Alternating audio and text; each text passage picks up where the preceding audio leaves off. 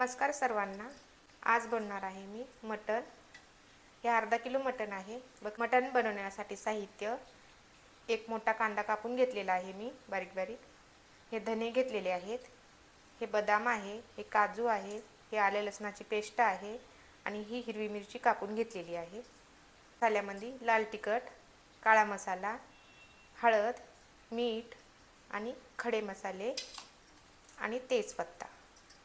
इथे मी मिक्सरचं भांडं घेतलेलं आहे. त्याच्यामध्ये काजू, बदाम आणि धने हे मिक्सरला बारीक करून घ्यायचे.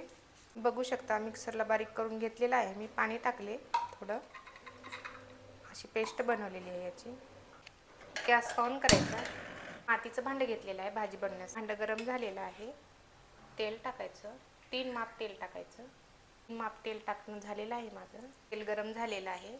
खडे मसाले टाकायचे. तेजपत्ता टाकायचा. हिरव्या मिरच्या कापलेल्या, अद्रक लसूणचं पेस्ट परतून घ्यायचं. कापलेला कांदा परतून घ्यायचं. कांदा लालसर होईपर्यंत परतायचा. कांदा लालसर झालेला आहे. आता याच्यामध्ये मसाले टाकायचे.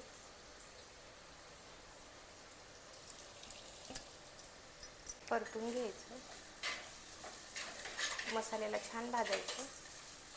याच्यामध्ये वाटण टाकायचं. काजू, बदाम आणि धन्याचं वाटण आहे. छान भाजून घ्यायचं. याला पण चव भारी येते. एकदा नक्की करून बघा तुम्ही असं. पण मसाले छान भाजलेले आहेत.